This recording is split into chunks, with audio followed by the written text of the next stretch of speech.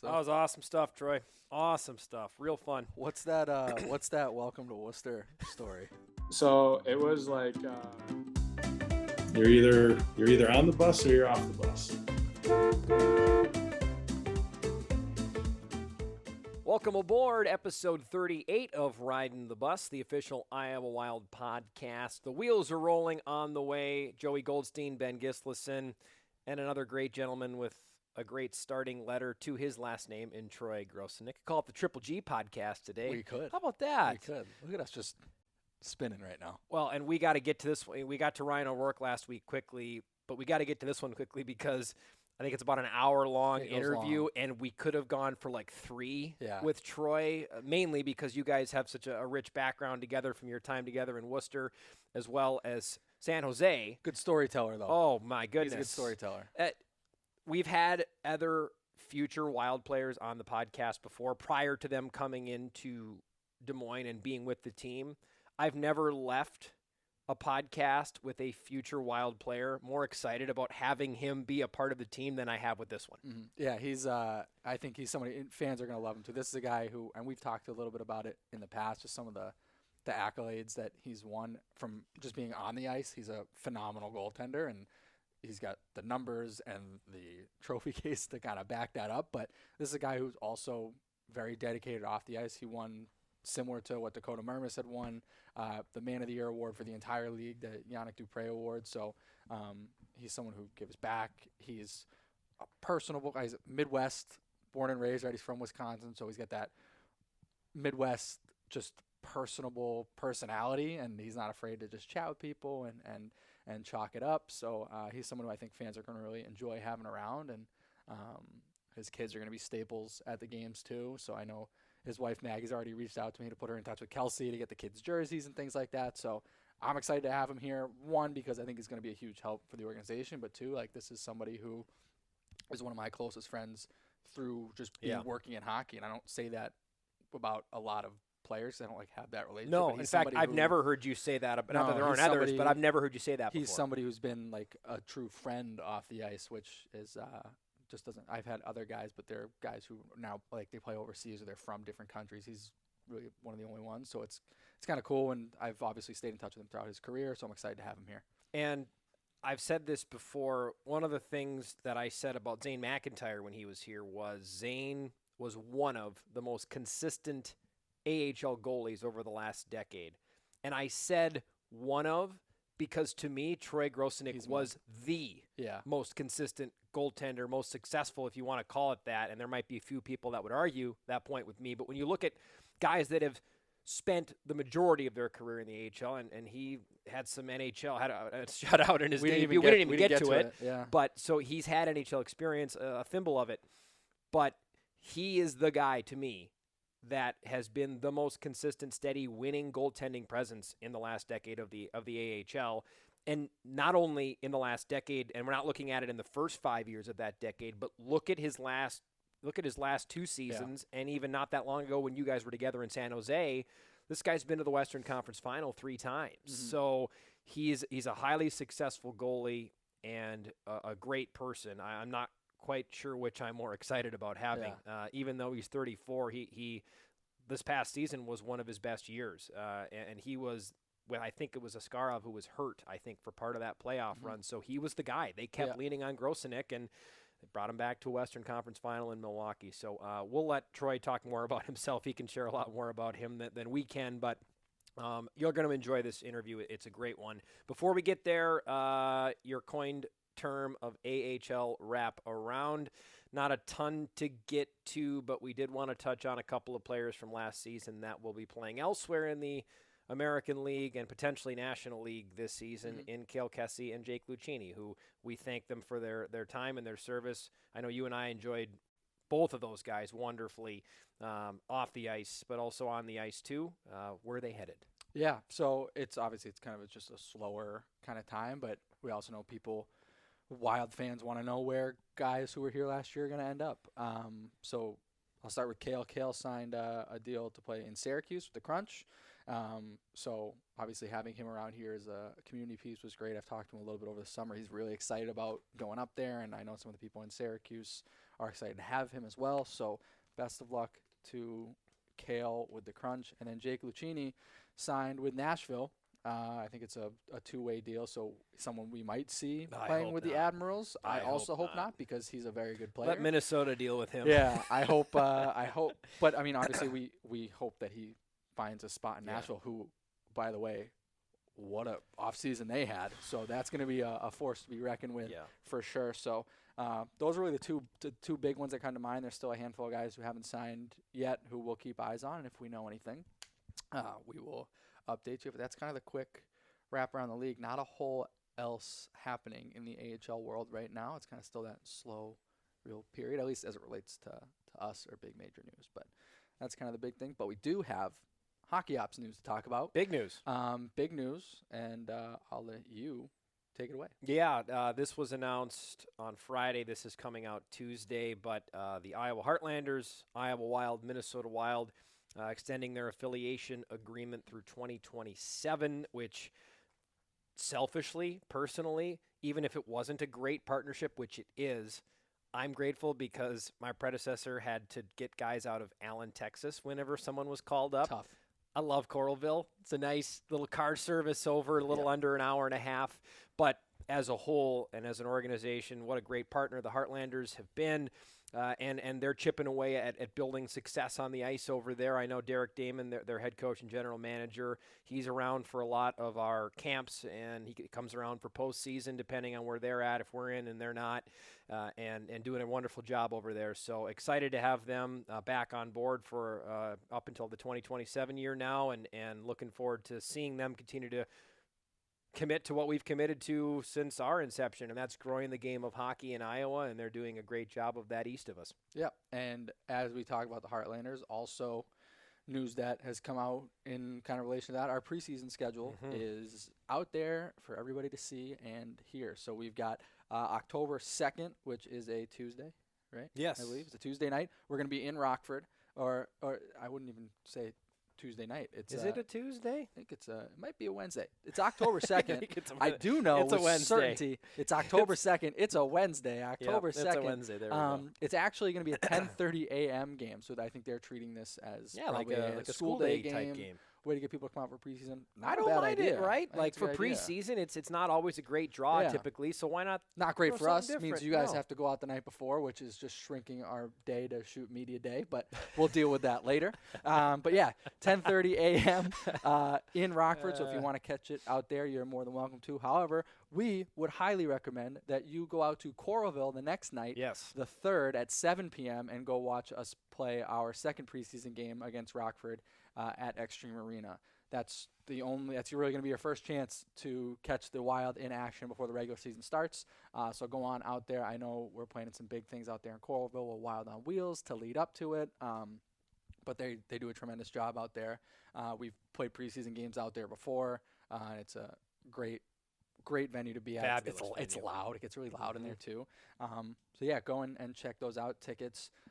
You can head to our website to get tickets. You might be able to probably just also go directly through the Heartlanders to get tickets, but we're excited about that. And with that, it's just like hockey is here and we're ready to rock. Yeah, it's such a weird time when the roster in July is so strange because for the first half of it, it's so unknown. Yeah. Who's going to be on the team?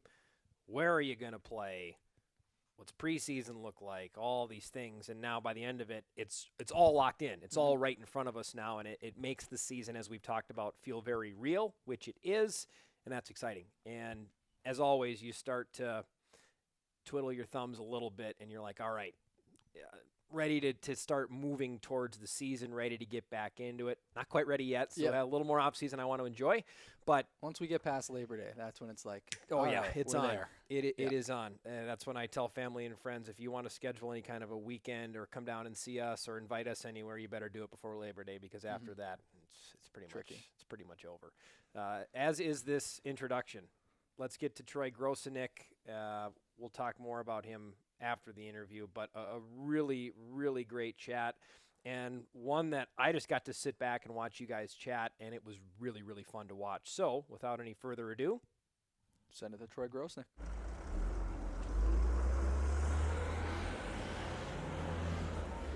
We're back with period 2 of Riding the Bus, and with us today we got a new face to the Wild organization, a good friend of mine from just years past in the hockey world, but Troy Grosenick, new goaltender to the Minnesota Wild organization. First things first, Troy, how are you? How's your summer? Thanks for having me, guys. Summer's great. It's always good to be home and kind of just enjoying time with the kids and family, and they keep us busy. But yeah, just enjoying a lot of family time and getting some work done.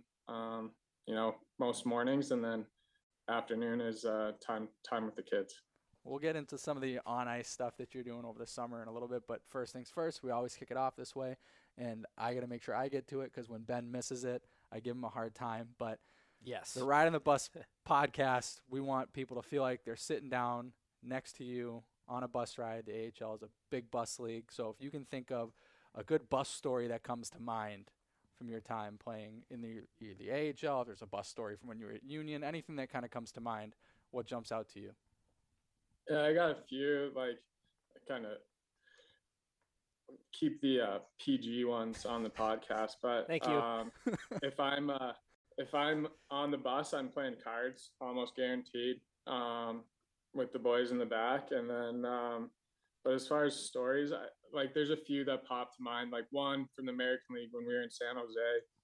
I think we were coming back from Ontario, and what is it, the Highway 5, I think you take between the two, and there's something that happened on the highway, so it was just standstill. So our bus driver decided to kind of pull a hero move and thought that they knew a back way. So we go this back way, and all of us are playing cards in the back, and all of a sudden, like, the bus just stops, and we're like, what's going on? And Roy yells back, bus broke down, we gotta figure this out. So Roy, being Roy, like, goes to the back of the bus with the bus driver, like, behind the bus, outside the bus, and they're looking at the engine.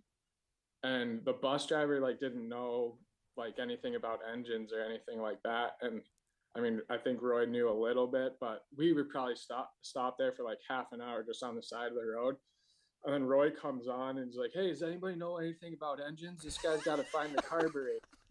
And I was like, well, I took a small engines class in like 9th grade. Like, I might be able to, like, tell you where the carburetor is. And the way the bus was, like, they only had half of the thing down where you could see only half the engine. I was like, well, the carburetor, I don't see it. So it's got to be on it's got to be on the top part. But the bus driver couldn't figure out how to pull the top part up so that you could see it. So I didn't know anything about it. I was like, well, you can't see the carburetor. So if anything's wrong with the carburetor, like, we can't fix it until you open it. So we ended up stopped there for another like hour or so till another bus came and picked us up. And I don't ever know what happened to that bus, if it got towed away or if they fixed the carburetor on the side of the road, but we got a new bus and we got back to San Jose. Like, that was one that was pretty funny. I also, when I was playing in Cedar Rapids, it's not so much like an actual bus ride, but it is a bus story. So my first year in Cedar Rapids, our bus driver, his name was Jim, and he was getting older. And like, our first couple trips, like preseason, there was a couple little incidents, like might have done a sign and whatever, scraped up the bus. So like, first actual regular season game bus trip, they come on and they're like, hey, Jim's going to retire. Like, he's getting a little old, whatever. But we've got a new bus driver, and it was Jim too. There's another No Jim. way. So we had the new Jim. And so we had two Jims were our bus drivers. And then we had this Halloween party every year in Cedar Rapids at Coach Carlson's house, which was a ton of fun. And two guys, they came as dueling Jims. So they were dressed up as the two Jim bus drivers. It was Mike Johnson and Brock Carlson. And they were two hilarious guys in their own right. So they come into the party like that. And then all of a sudden they're like, we got a surprise for you. And we go outside and the bus is there. Shut and up. So Mike and Brock got the the bus to come, and that both gyms were there, and they were the dueling gyms, and we took a trip around Coach Carlson's neighborhood in the bus. It was pretty funny. That's unbelievable. Yeah, it was great. What That a was a tale! one of the Holy best. cow! The best Halloween costumes I've ever seen. And then, yeah, I mean, those are my bus stories. I've got other travel stories, but those are the bus ones. Well, I'm hoping we won't add any more travel stories to your. You. Yeah. Acting like I do these things on purpose when we have flight Well, I don't have a hand in it. That's true. You don't have a hand in it. I was just thinking while you were telling that first story, Troy, you better be careful with sharing any kind of engine information, because now if we have any trouble on the road this year, I'm coming right to the back of the bus and I'm pulling you right out to go look at the engine if you had this small engines class. I know you're playing cards and you're a big hand, but I need you. I need you. I mean, to be honest with you, like, I think so. Part of that small engines class was you had to take apart an engine that, like, they were lawnmower engines, right? You had to take apart a lawnmower engine that wasn't working and diagnose why it wasn't working. And then if you were able to get it to start, you got an A. Mine didn't start, so I had to write a paper in order to get an A. So I don't know if, like, me being back there was actually a good thing, but I was the only one that rose my hand and said, yeah, like, I kind of know an engine a little bit at least. It's too late. You just volunteered yourself for team services this year. Congratulations. I'll study up.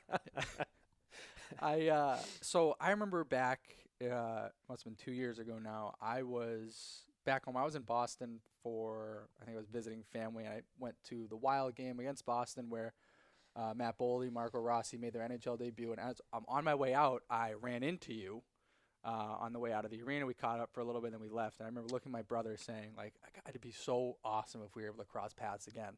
So sure enough, we're here, and I see you last spring. You guys are here playing Milwaukee. And we had talked a little bit on the elevator, and you kind of said, you know, obviously Milwaukee was home. Your parents met in an ads game. Like, that was your bread and butter. You didn't want to play anywhere else.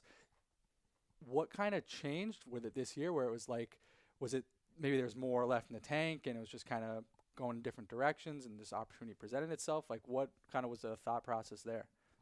Yeah, I think you kind of hit it. So going into last year, my year in Lehigh was tough. Just a lot of injuries and re-aggravating that injury. And so I kind of,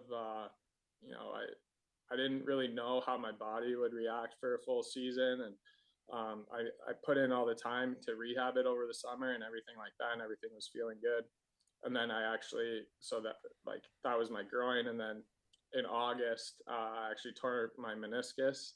So had another surgery in August of last year.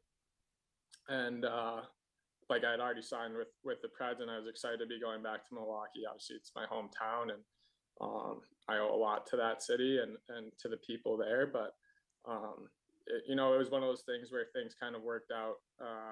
I was a good fit for them. They were a great fit for me. And my game plan was just kind of see how the season went and how the body held up. And everything was great. Like, body felt great. Probably one of my, knock on wood that it keeps going, but probably least injuries, even like little nagging injuries that I've had in the season. So I know my body can handle it. And then it just came down to, was it still the right fit there? And, it's bittersweet leaving home, to be honest. Like, I love it there, close to my parents. My wife's brother lives there. So, and like I said, like, that city, like, I grew up there. It's still home. Minnesota has become kind of a second home. So, when the fit wasn't exactly, right anymore, it made it really easy to sign here, where Iowa, Des Moines, even closer to our house here, and my mother-in-law's up here in Minnesota. So just made it really easy to be here, and it just seemed like it was a better fit now. And yeah, we're really excited. Maggie and I, we met in Iowa, not in Des Moines, but we met in Iowa. She's a Hawkeye, and we're both really excited to get down there. Like so many pros, whenever pro hockey players have familiarity with Iowa, Troy, frequently it is because of the USHL. You're a classic example of that. But what do you know about Des Moines? You obviously know a ton about Cedar Rapids, and I would imagine a ton about the Iowa City area with your wife, Maggie. But Des Moines, the city, the area, the hockey town that it is, what do you know about the capital city? I don't know a ton. I mean, I've been there a lot, and it's always been a really enjoyable time. Every time we make the road trip away from the rink, there's a kind of probably a 2 year stretch there where I don't think we could win in Des Moines when I was with Milwaukee. And not gonna lie, I think it was like my second or third year in Milwaukee. We finally like won a game early on in the season in Des Moines, and like it was like a monkey off the back type deal. So it's always been a tough place to play, and but the city's awesome. Like I've always enjoyed because we go there the night before, and great restaurants, and just a cool city. And so I've always enjoyed my time there, and I know we're going to be looking forward to exploring it more. Thinking about, and I don't want to harp too much on, time in Milwaukee and things like that. I want to look forward and tell stories and whatnot. But something that you found success with in Milwaukee that you had success with in the past. So in the 16-17 season in San Jose, we make a Western Conference Finals run. And in the last couple of years, Milwaukee's had that same success. You were part of that team, obviously, this past season. What are kind of the similarities, if there are any, really, between those two teams, obviously years apart, but being able to make runs that deep into the playoffs? And what are the kinds of things that you're hoping that this Wild team can kind of take on that are similar to have that kind of success? Yeah, I think like to me it really starts like with the bond that you form with your teammates. Like all the closest teams I've been on in the American League are the best teams I've played on. Like Joey, you can speak to that team in San Jose. Like we had a blast together. It was almost like a little bit of like a college feel because most of us live in the same apartment complex. So and we had one apartment that was kind of like the frat. Like the door was always open, looked right out over the pool. So if you wanted to get in a little trouble, you could always go there. And that team just was really, really close. Obviously, the teams that have success, there's the underlying skill, and you have good players. But I think the X factor is building that bond, and I think that's kind of the similarities with the Milwaukee teams I've been on that had success, and that San Jose team that made the conference final. But it's all about the American League it's kind of a different league, right? Like you have to build that culture of winning together, because at the end of the day, everybody wants to play in the NHL, and a lot of times your competition to get that next call up is right next to you in the room. So some of it is finding a way to put that I don't want to call it selfish because everybody wants it, but finding a way that you're just as happy when somebody else is playing well, and having the maturity to realize, okay, maybe it's not my turn, but we're having a blast down here. We're playing on a great team down here. I got nothing to lose. I'm super happy for one of my best buddies, and kind of being able to put a little bit of that ego aside sometimes in the American League, I think helps. And I think when you build that culture and build those friendships, that becomes a lot easier. So I think, those teams and being close, which is going to happen naturally on any hockey team, but the little extra, it goes a long way. And I think that probably breeds the most success in the American League. One piece you left out because you're not a selfish guy about a successful team making a deep run is goaltending. And you've been a huge part. You were a big part of that San Jose team and have been a huge part of the Admirals runs that have been made as of late into the Western Conference playoffs. Specifically this year, you were the horse they hitched their wagon to in the playoffs, doing it at 34 years of age. What's the fountain of youth? What are you drinking from right now to keep the body limber? And I'm sure what it looks like walking in as a pro all those years ago compared to now. I've seen the likes of a Stephen Fogarty. I know he's a former teammate of yours. The routine that guys at your age have to have at this level to play at the level you're playing at, it's incredible the amount of work that goes in behind the scenes to make sure you guys are able to do your job, especially as a goalie, because there are young people that watch goalies work and think, how the hell do they stretch in ways like that to make saves? So what have you learned in your time about taking care of the body? Because I can only imagine to be in your position and to be as successful as you have been at 34 years of age, it's got to be a lot of work. Yeah, I mean, it's one of those things like every year it seems like it takes me a little bit longer to get ready, a little bit longer to cool down.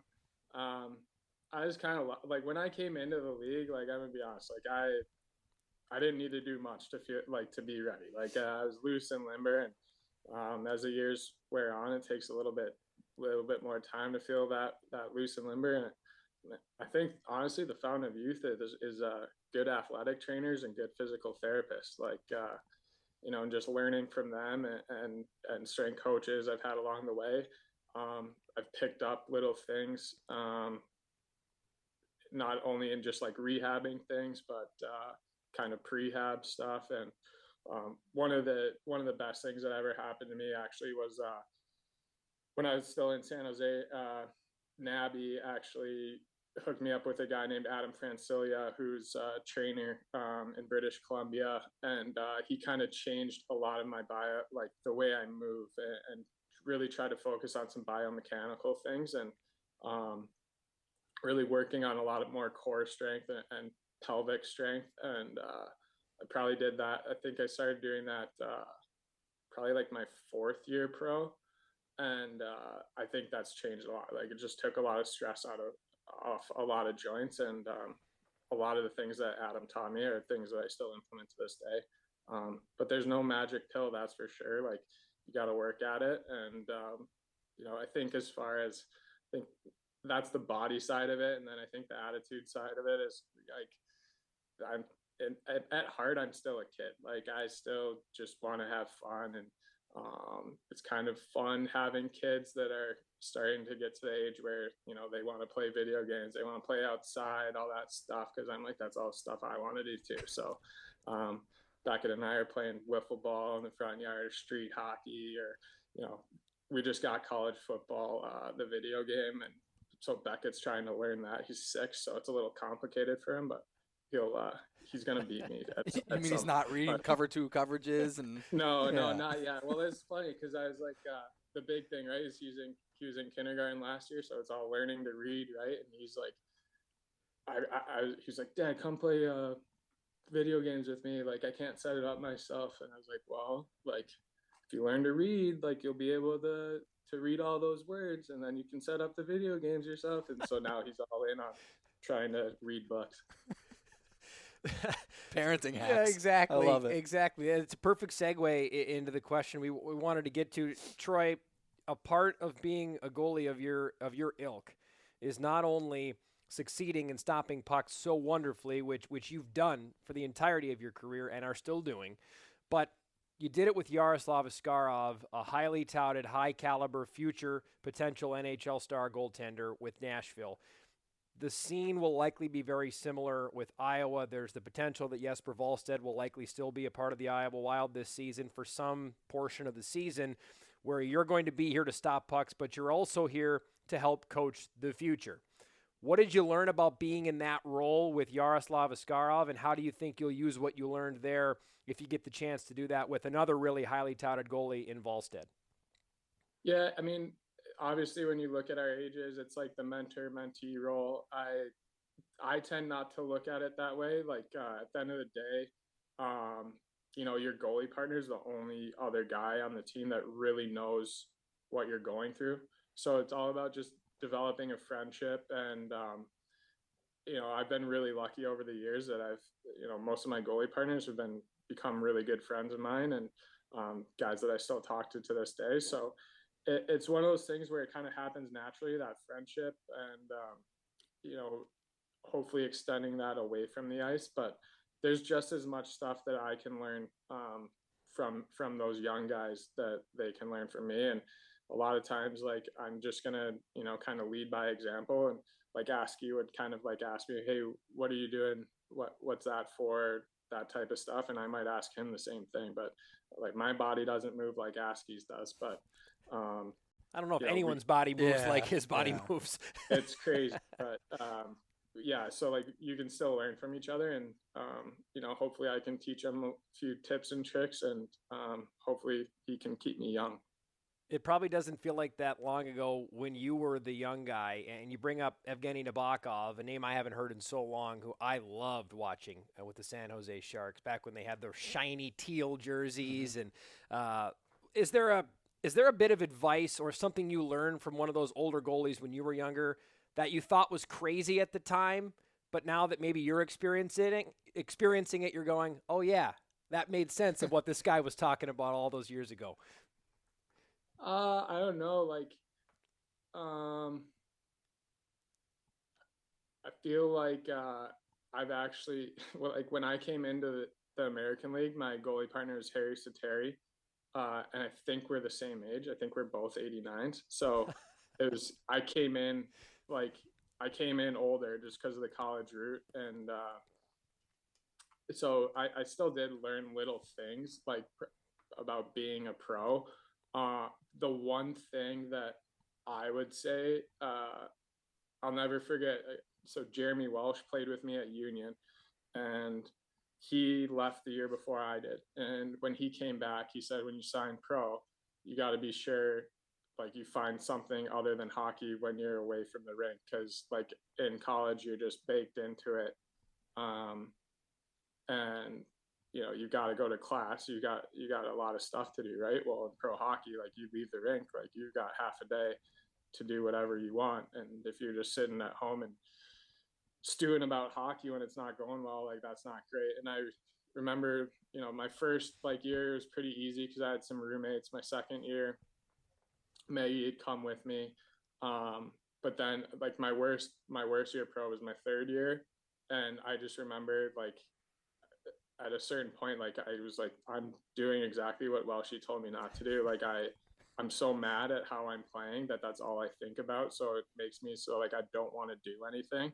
And so, kind of like in like February that year, like it was just one of those things, like trying too hard, thinking about it too much. And then finally, like February, March, I kind of was like, you know what, like just rinse it, like have some fun. And kind of started to do that and try to get out of the funk. But that was the one that I remember, like old advice coming back and be like, hey, like you've done a pretty good job of that in your career, but like right now, like you're not doing a good job of it. So let's try to figure out something to do away from the rink. Which was what? What did you then? No better place to get out of a funk than Worcester, Massachusetts. So, well, that was actually. We were in San Jose at that point, right? I was in San Jose. Yeah. Really, a lot of it was just kind of going out with Maggie and the dogs more when I could. Like Maggie at the time would nanny. So a lot of times when she was nannying, like I would just kind of sit at home and whatever. But then we made it kind of a little bit more of a point to, go out to, bars and restaurants with the dogs, or try to go on a walk, and just spending more time with teammates too. When Maggie was out of the house, those were, it was just one of those things where I felt so bad about my game that I didn't want to be around hockey, but at the same time, by like isolating yourself, like that's all I would think about when I was isolating. So just getting out of the house. I know for a while I was trying to pick up guitar too, but I'm not musically inclined whatsoever. My fingers didn't move that way, so that got kind of put on the back burner after a month, and I still got a guitar in storage somewhere, but it hasn't seen the light of day in a long time. Maybe we have to break that out one day. Teach him a few chords. Have Sammy teach him a few chords, right? Sammy plays the guitar. Well, you talked about your first season, kind of your breaking the league moment. That's my first year pro, your first year working. I mean, my first year working hockey, your first year pro. I'm not a pro. Professional marketing director. Yeah, professional. Give yourself some credit. Professional. What was your, if you like can think back, like what was like your welcome to the league moment, if you can remember one? I remember I can't like say my welcome to Worcester moment, but I do want to hear that later. Stop recording for that part. I'll get one later. I think welcome to the league in terms of hockey. I remember my first game. We played against Portland at home.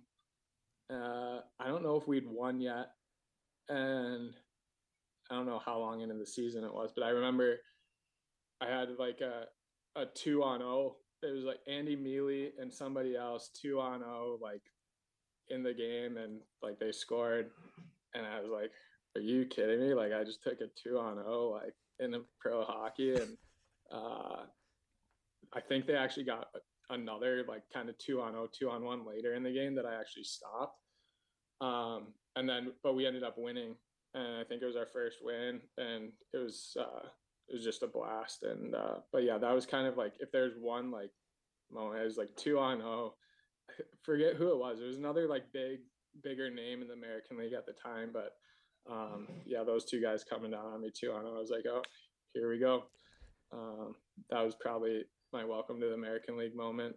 In terms of like off the ice, the one thing that I love in the San Jose organization and in Worcester is they do really treat everyone like family, at least when I was there. And so like Roy would always have like a camp out or barbecue early on in the season. And so even before our first game, Roy got nixed on his original camping idea because of the problems that it caused the previous year. So we just camped out at his house and told stories, and that just was kind of like welcome to the family, welcome to Worcester type of moment. Yeah, Roy talked a lot about those during his Hall of Fame induction speech this year, and I think I heard about some of the camping story there dilemmas was a that camping came. story, I think like, I've heard about that. the weather was bad, people were like getting sick, and they were like, never again, never again. Well, they're on like an island off the coast of Maine where there's no cell service, and like the NHL season's going on. So even if somebody wanted to get called up, nobody could get in touch with them. And it was, the storms didn't help. And yeah, there's some war stories from the camping trips. Yeah. Was it, correct me if I'm wrong, was it you? I think it was when we were in Worcester. There was a plane trip to St. John's with you, Eric Lindquist at the time, Charlie Townsend. It was a handful of guys, because the way you fly into St. John's, they don't have the big planes. It's the little planes, and somehow you guys were on a separate flight, but you guys thought this was going to be the end, right? Yeah, so that was one of the travel stories I was actually thinking of. So I was working my way back from an injury. So I was like the third goalie, and we had to fly to Toronto. You always had to fly to Toronto and then to St. John's. So we flew to Toronto. We basically, before we landed, we knew that the flights to St. John's were canceled. So we stayed overnight in Toronto, had a great night as a team in Toronto. And the next day, Link was kind of getting everything set up. He got most of the team out early. But there was like 5 or 6 of us that were going to have to stay and take a later flight. So it was like me, Link, Charlie, and Kyle Bagos, maybe one other person. And so we were on the flight, and the pilot comes on and says, "Hey, we're going to try to get this down. It might be a little rough. Just forewarning." So we're descending, and like this plane is jumping like crazy. And I was like, oh, there's people saying Hail Marys. I look over at Link, and like he's grabbing both sides of the armrest and is white knuckling it. Charlie's almost puking like 2 rows behind me. I was like, oh my God. But like, even I was kind of like, I usually am a pretty good flyer, but this is scary. And like, I'll never forget, like we're coming down, like we kind of get through the clouds, and I could see like a light, and then all of a sudden we just went right back up, straight back up. Pilot comes on, and he's like, we couldn't get it down on that one. Like we're probably gonna circle back around and try again. The whole plane, like people are just, no, do not.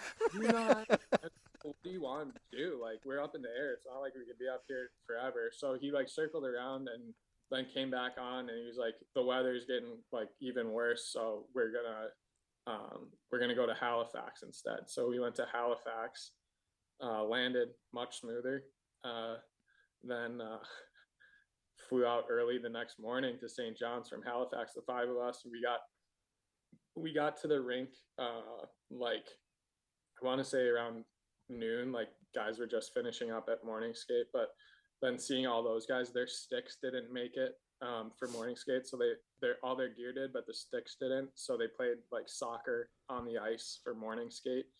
So yeah, that was definitely the scariest I've been on a plane. And Link and I like talked to the stewardess, and she was like, that wasn't even top. That was number one or two of the worst Wow. landing experiences I had. And I was like, well, if a flight attendant's saying that, then it was bad. Yeah. Wow. That's hairy. Yeah. That is hairy.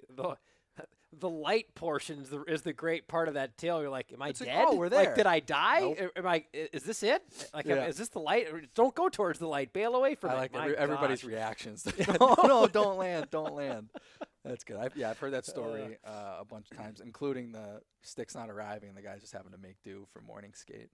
We got some other stories. If I said to you, Looking forward to this one. and there may not be anything, I don't know. If I said to you Del Taco in Campbell, California, does that ring a bell at all?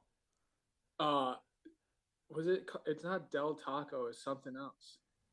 There's a more local. Del Taco is like a chain, right? I thought it was a Del Taco. It might not be. No, I I think don't it was called something else. This place was awesome. know. Like you'd have a couple, you'd have a good night downtown. Downtown Campbell was cool. Like I loved hanging out in downtown Campbell. My first year in San Jose, we lived not far off, kind of like the main strip downtown Campbell, and so like we would go to the bars there pretty frequently. But this taco place, I might have to look up what the name of it is. But if you want to talk about some food that's unbelievable after a couple pints, this place was the best. I'm gonna look on my phone right now. I'm gonna pull up Google Maps. See if you can find it, because I was looking. I thought it was a Del Taco. I thought it was something in that vein. I don't know. It was a taco place. Yeah, it was. Yeah, it was. What was the man. best thing on the menu there? I think I always got like 4 or 5 tacos, and then like a kind of like their version of like a crunch wrap. Yeah. Yeah, it was like a knockoff kind of Taco Bell, always open late night. Yeah, but it yeah, was, right down the street from, was it Stevie's? No, there was like a biker bar. Stevie's was our dive bar that Link and I would always go to. It was like down Bascom. I think it was closer to downtown Campbell than I don't think it was far from the Prune Yard. That rings a bell. See if the Barracuda want to share this podcast too to Yeah. help fans relive some fun memories of older days in Barracuda history. Taco Bravo. Taco Bravo. Taco That's Bravo. it. That's Bravo the one. on finding the name, Yeah, Troy. Taco Bravo. It's right across from the Prune Yard. Yeah. That's it. That's a good Yeah, spot. that place was great. I just remember coming back to my apartment one night and I just had like tacos. I had nachos, and it was you were the one that urged me to get all this stuff. Yeah, I was like, Joey, get some more. You won't be disappointed. Yeah, that's basically how it went. There was what else do I have on here? We were in Springfield at the All-Star game a couple years ago, and you like you said, you like to play cards and everything. We were at the food court. You ended up playing blackjack, and I was there. It was I think it was after you had left San Jose. Jake Middleton was one of our All-Star representatives, and you guys were playing blackjack. And at one point, he just couldn't keep up with you. He's like, "I'm calling it. I'm going to bed." Do you remember how much you might have taken home that night? Because I think you were feeling pretty hot. I was hot. So there's a good story about this too. So I remember because Beckett was pretty young. He might have only been a year or so old. I don't remember exactly. I think he was like probably a year old. Well, that would have been, let's just call him a year old. And so Maggie and Beckett came. Obviously, a 1-year-old wasn't allowed down on the casino floor. I got yelled at for that early on. But Maggie and Beckett were up in the room, and it was a late night. but I was feeling it. And then I remember like there's a couple pints involved, but I remembered losing kind of what I had. Uh, and I was kind of like, like it ended up being about even, whatever, like go to the room. I fast forward to like the season ending in Milwaukee. I'm going to dry clean my suits, and so I'm pulling stuff out of pockets of my suits, and also I've got a bunch of chips from the MGM in Springfield. So I had like I think it was like 1,500 in chips from the casino in Springfield just tucked into my pocket. That would have been at the dry cleaner had I not checked that pocket. But then I was like, I'm playing in Milwaukee. Like I don't know when I'm gonna get back out to Springfield. So I was like, I'll save them. And I was carrying these chips, like I just had them kind of stowed away. Use them as ball markers on the golf course. And yeah, for years. Like they were a little bit too big of denominations to be used as ball markers. So I put them kind of in my nightstand at home. And then when I signed with Boston, I was like, oh, I'll be in Providence. We're going to play Springfield a lot. Like I'm going to get to cash these chips finally. So I brought them out, and Mooj was the head coach. So Mooj had been our assistant when I was in Worcester and in San Jose, and then he was the head coach for me in Prov. So the first game that I wasn't going to play against Springfield, I kind of went up to Mooj before the bus ride. I was like, hey, Mooj, like if we get there like 15 minutes or so early, I just want to give you a heads up. Like I've got these chips. I got to run across the street and cash them. And he was like, you go for it. Like he was like, you're not going to play a hand or two? And I was like, Moosh, like, if I play a hand or two and I get hot, you might not see me for game time. So are you sure you want me to play a hand? He's like, that's a good call. That's a good call. Just cash him, come right back. And so I did, and, put a lot of money on the board that game. Love that. I hope so. Yeah, I love that. Oh, my gosh. Oh. Wow. I mean, I could keep going. I don't want to take up too much more time, but you've alluded to it a little bit. You talked about obviously being a dad, and that's a big part of who you are now, and playing video games with Beckett. You got 3 kids, and I always see on Instagram and whatnot, it looks like you guys just set up like a makeshift pickleball court in the cul-de-sac that you guys live in. Like, what's your favorite part so far of just like being a dad and being able to spend all this time with the kids and then watching you be able to play professionally? Yeah, it's a lot of fun. Kind of like I touched on before, is like I get to kind of be a kid again. And our cul-de-sac's awesome. Like my parents got into pickleball a few years back, and they actually put a court in their driveway. And Beckett kind of was taking pickleball classes and stuff. And then his buddy is actually, so that got set up for his friend's birthday, who's 3 doors down from us on the cul-de-sac. So his parents set that pickleball court up on the cul-de-sac for anybody to use when they see fit. And so yeah, it's so much fun, not only playing with Beckett, but his friends when I have the opportunity. And the girls too. The girls are a little bit younger, so they're not quite, and Claire is going to be 4 next month, but she's more of a girly girl. She likes that stuff. And so like I'll have tea time and mock birthday parties with her and stuff like that, which is fun. But obviously, like I like the sports, and Beckett's really into sports. So just playing and having a good time. But at the same time, I think it's kind of cool because you get to see, you get to relive a lot of memories, but then also kind of teach too. When mistakes happen, you're like, hey, buddy, I've been there before. It's not that big of a deal. And it's fun to look back at childhood through different eyes, through older eyes. And yeah, it's just been, it's like I truly believe like kids are the most important people in the world. They're the future. And so anytime I have with my kids, I definitely cherish. I've thoroughly enjoyed watching a couple of old friends catch up here. This has been a real treat. It's clear how much you guys have enjoyed your time together, which means it's going to be really fun this year having you guys back in the saddle again with each other. My final 2 questions for you, Troy. One, I love asking goalies that have been around this question because you've had the opportunity to face some of the best shooters in the world. Is there one shooter in particular that you can think on and go, I can't believe the way this person shoots, or one shot that beat you where you just thought, how is a human being able to shoot or do this? And I thought I had it taken care of, and boom, the puck's in the back of the net. Marty Firk, like without a doubt. That's like I played against him actually that conference final. We played GR earlier in that year too, and I think we won like 1-0 and maybe like 2-1 against them in the regular season. But I remember, I'll never forget, Mooj did the pre-scout for our penalty kill, and like I'd never heard of Martin Firk before.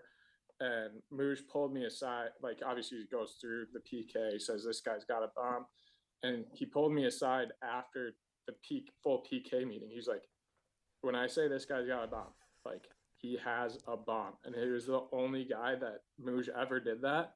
So I was like, okay, like I've seen some hard shots, like I get it. Well, like 2 minutes into the game, Fergie comes down. He's at like the blue line on like a 3-on-2, and it wasn't even a slap shot. Just took a wrist shot, and it came off his stick so hard. It went over my shoulder while I was standing up, so it didn't hit the net. But I remember thinking to myself, if that, like, I didn't react. Like, if he would have like hit the net, like there's a good chance I was going in with a wrist shot from the blue line that I saw the whole time. So then I was like, okay, now I know what he means. So then it basically, like, the pre-scout was big because anytime it went over to his side, I knew he was shooting, and I would just kind of take 2 extra steps out at him basically. But yeah, playing against him as a goalie is no fun, and practicing against him as a goalie, because he was in LA when I was there. Practicing against him might have been even less fun. So I remember like early on, like he rang me with a one-timer. Like, I don't know, first week I was there. And then after that, I was like, dude. And I talked to Quickie. Quickie's like, man, like when I see him do that, sometimes I just get out of the net. Like I don't. So, but his shot is just insane. Last one for me. I ask this question to every goalie. It's my favorite question to ask to goalies. My time around the sport, playing it, broadcasting it, I've learned that goalies are typically put in one of 2 buckets. Either they are really, really funny, or they are really, really weird. What do you think your teammates would say about you? Oh, I think Joey could answer this question. He asked you, he didn't ask me. I kind of take pride. Like I don't think I'm a weird goalie at all. I'd like to say the most normal. I mean, I get it. Like standing in front of pucks isn't the most normal thing, but like when I was a kid, like I wanted to score goals, and I just so happened to be better at playing goalie. So I stuck with the thing that I was good at. And but yeah, I think if you would ask my teammates, they would say he's probably the most normal goalie you've ever met. I'll let my jokes and stuff like that speak to them for themselves. But yeah, I don't think I'm the weird goalie. I haven't heard that you are. And there were a few people that reached out to me when you inked with the Minnesota Wild that we were going to enjoy having you. And I can only imagine, especially based off this conversation, that's exactly what is going to happen. Do you have any comments on that question, Mr. Goldstein? No, I think he nailed it. Yeah. I think that's kind of what it is. He's one of the more normal goalies I think I've come across. I've been fortunate to come across a lot of normal ones. Not too many odd ducks, which you kind of get with the goalie position, but I haven't crossed too many, which is, I can think of a couple. Some who you probably shared the net with who are a little different. But I just got 2 more questions. First one, how's the golf game? You're a big golfer. How's the golf game? It's actually, I have not golfed. It's actually funny. So I got out like 2 or 3 times while we were still in Milwaukee, like late March, early April. And then I didn't touch my clubs again until I was supposed to, like the first weekend I was back home. I was supposed to play in a scramble with some of my buddies, and got canceled because of rain. So we just went to like X Golf instead, because we told the wives that we were going to be gone anyway. So we made use of it at least. Smart move. So X Golf is what it is. Like, it's, to me, it's not real golf. And then every 4th of July, Maggie's side, on like Saturday morning, we always do like a 9-hole scramble. So it, again, like I don't know if that's a real round in my book. So I don't have a real round since April, but I've got 2 on the schedule for this weekend. So tomorrow morning, 8 a.m. That's what we tee off tomorrow, 8 a.m. too. Scramble though, so it's not a real round. And I agree with that comment Yeah. about scramble golf. And then Sunday morning at 7:20. So I'm playing with my physical therapist, and I was kind of joking with him. I was like, I don't know if I go in cold turkey, like don't even grab a club and just, let the natural shot shape come out, or do I go to the range? And I think we're on the cold turkey side, because I don't think I'm going to have any time today to get to the range. So that's on us. I'll let you, oh, no, it's not. It's the kids, man. Maybe I can get Beckett out to the range or something, but we'll see. Beckett's trying to win a national championship. He doesn't have time to get to the range. Yeah, he's deep in recruiting, 6-year-old recruiting 19, 20-year-olds come to Wisconsin. Giving them hard sells. My last question for you, one for the Iowa Wild fans who are watching and listening. We've talked about a lot, but like if you could name 3 fun facts that people may not know about you that Wild fans should know, what would you give them? Oh man, 3 fun facts. Save the hardest one for last. Yeah, hardest question for anyone. Yeah, it's such a hard question to get. Mm-hmm. Oh, like facts in terms of I don't know. I like a good dad joke. We're definitely going to make you tell one if you're going to bring that up. Yeah. But continue. And facts, like I don't know. I don't know. That's a stumper. Like, any hidden talents? Not really. I've heard you're a good actor. I've been told you're a good actor. I try. I mean, I don't think I'm gonna, win any Academy Awards, but anything that I'm gonna do, I'm gonna try my best at it. I wouldn't put acting and music are definitely like low on my list of abilities, but fun facts about me. I'm just a normal dude that likes to have a good time and, loves to win and super competitive. So like fun facts, like I grew up in like an ultra competitive family. Like, so it was fun. Maggie and the kids actually came back to Minnesota for the playoff run. So I was spending time at my folks' house. And so like, it would be like family game nights, and either my mom's kind of the most level-headed, but like my dad, my brother, or one of the 3 of us is going to be pissed off at the end of a family game night for sure. Just we all hate to lose, especially to each other. So I guess maybe that's another little fun fact. And then you already hit the golfing, which I haven't been able to do much.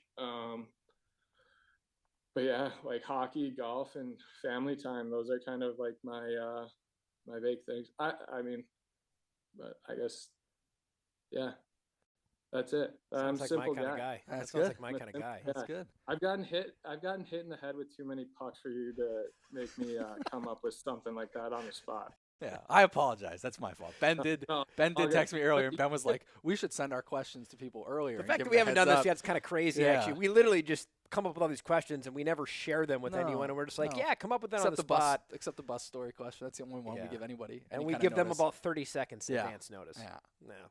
Well, this I was think, better. dude, I think Joey can come up probably with 3 facts about me. Then see, like, I could, but they're not going to be like fun facts, like my stuff, which I kind of rattled Well, off. I got one. He's named after a Milwaukee Admiral. I Yep. know Oh, that. that is a Yep. good fun fact. That's a good fun fact. Yeah, I guess there you go. So Troy Gamble is my first name, and then actually my middle name is Matthew with one T after Eddie Matthews. He's a Milwaukee Brave.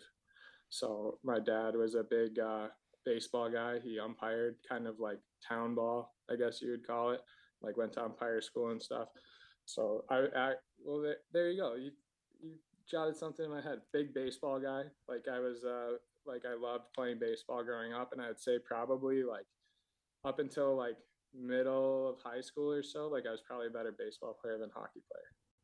And I don't want to keep dragging us on, but I did see you got to throw out first pitch up in Milwaukee not too long ago, which is Not the first pitch. which is like that's got to be like bucket list for you growing up as like a Brewers guy. And I know Beckett was there with you. Like, how cool was that? Yeah, that was awesome. It was such a cool experience. So yeah, they did. So Gravy, Kevin Gravel, he shot the first pitch out, and I was there with my goalie glove to catch it. And then Beckett and Cam O'Reilly, so Cal's son, Cam, Cam and Beckett were like the play ball kids of the game. So there's a good story with that too. It's kind of funny. Beckett can be a little camera shy sometimes. So like we're going down onto the field, and obviously huge stadium, and we're like 5 steps from getting on the field, and Beckett's like, "Is everyone gonna see me?" And I was like, "What do you mean, dude?" He's like, "Is everyone gonna see me?" And I was like, "Well, like I don't know if they're gonna be looking at you, but like let's just go down here." And my parents were kind of like right by home plate too, so that calmed them down. I was throwing them kind of grounders on the side, and then it was time to do all our stuff. And he was kind of like, are they gonna put me on like the jumbotron? And I was like, I don't know, man. Like knowing full well he was gonna be on the jumbotron, but hopefully he wouldn't realize it. So they go like we do the first pitch, then they bring the boys over, and they're just set up and they're talking to the in-arena host, and then all of a sudden a camera comes out in front of them, and you can tell when the camera came out in front of them, Beckett just like turns and looks up at the jumbotron and just like kind of goes white, and he's just like, so like they're like, okay boys, like say it. So like Cam's like play ball, and Becca's like play ball, just like froze up, and it was so funny. And he's like, Dad, I thought you said no one was gonna see me. And I was like, oh sorry, I didn't know they were gonna do that. I'm sorry, buddy. But yeah, it was pretty funny. I love that. That's great. I mean, there's obviously we could keep Yeah, I was going. gonna There's say, a lot of stories, but we we'll have to could save sit here it for, all day. But yeah, we'll do an in-season bit. This was great. I appreciate you. Obviously, we appreciate you coming on and telling some stories and getting in front of the Wild fans, giving them a chance to get to know you a little bit more. And we're excited to get you here into Des Moines and get you in front of people and have what's hopefully a successful season like some of the ones you've had in the past. Yeah, looking forward to it, guys. Thanks for having me.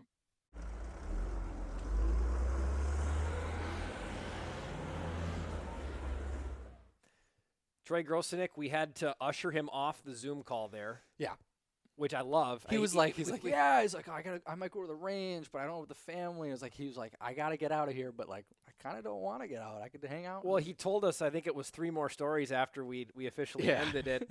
Shame on us for turning the recording off. We should have just kept it on. But the best way that I think I can describe Troy, and I don't know him obviously nearly as well as you do.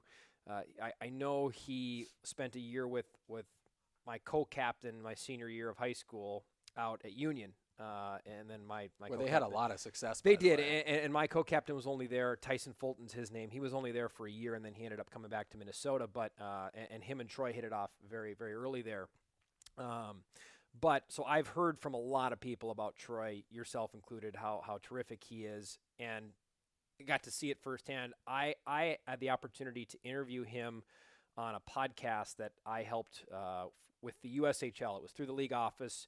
When the league was shut down during COVID, the league asked me and then one of their league media representatives to help run a podcast, and it was a really enjoyable podcast. We got to interview a lot of big names that had come through the USHL, had gone on to NHL careers, and Troy was one of them. He was a highly successful goalie with Cedar Rapids, so he knows Iowa. And 30 minutes with him, really enjoyed it, enjoyed the chat. this was, let's see, 2019, so years and years ago. Run into him at TRIA during development camp. I had not been in touch with him since he'd signed. Mm-hmm. Introduced myself, looking forward to working with you. Yeah, you were the USHL podcast. I'm like, I'm not even a piece on the chessboard in the life of Troy Grosenick. Yeah. Yet he remembers, and I wasn't even the only host. There was another host there. So that's the kind of person this guy is. And that, to me, those type of people are the ones that you want to have around all the time. And that is what we hope to have with Troy this year, and I just can't wait to get started with him. Yeah, he's someone you think of a lot of guys in locker rooms, and the term in sports, glue guy, gets thrown around a lot. And usually goalies aren't your guys who are your glue guys.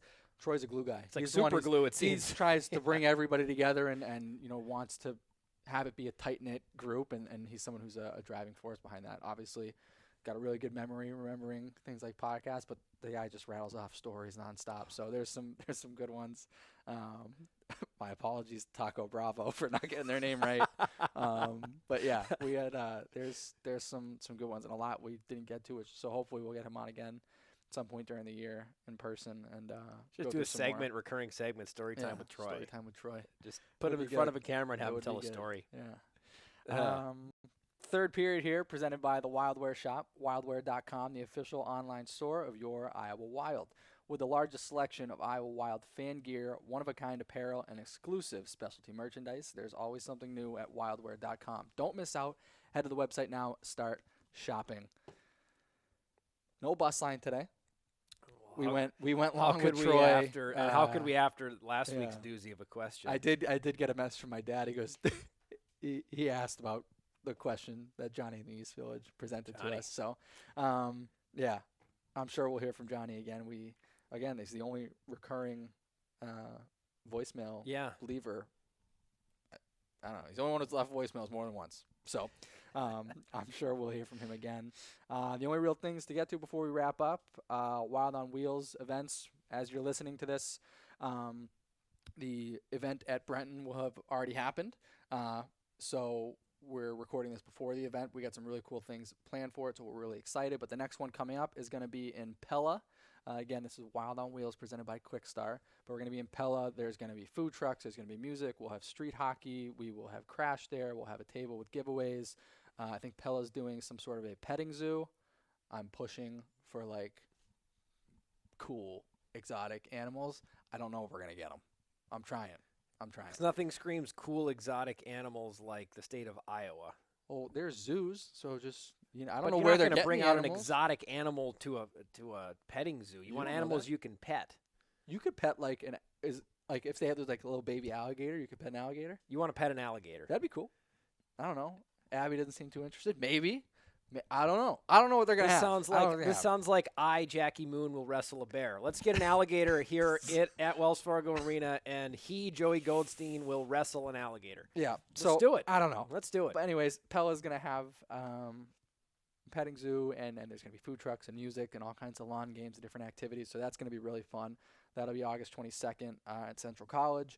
And then the two after that are going to be in September on the 6th in Waterloo at Young Arena, which you spoke very highly of. Love that place. We're going to kind of kick off their preseason game that night, and then we'll be in Coralville on the 12th, kind of right outside Extreme Arena in their little plaza area. Again, food trucks, music, street hockey, all that kind of fun stuff to get people excited, not just for our season, but the Heartlander season and the preseason game that we talked about in the intro that's going to be played there the first week of October. So a lot of fun, exciting things coming up, and that's it. I've talked a lot, and I'm done.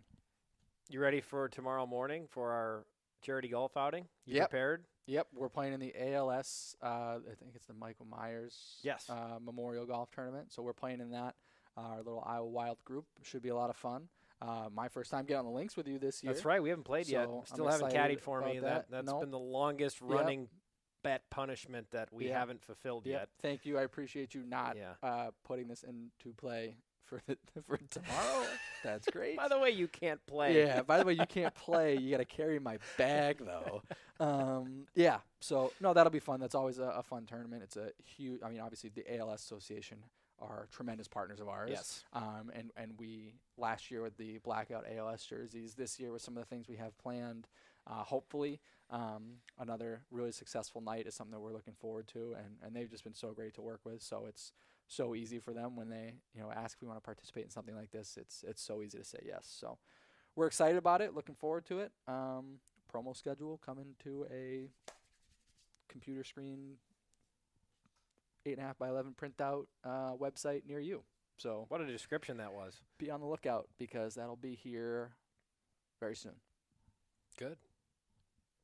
We'll break that down when it comes out. We'll talk about I some can't of our wait. favorites. That's one of my favorite summer podcast topics that we get to talk about. Yep. I love going through that schedule, and I'm riveted to see of those options that were on the fence, or there's always every year there's some that you want to try to get across the finish line and only a couple make it. Yep. What are the ones that make? 'Cause Well, I don't know. I haven't. Well, let's do this. I Let's don't know. wrap this up, and I'll show you the grid. Ooh, We can go through it.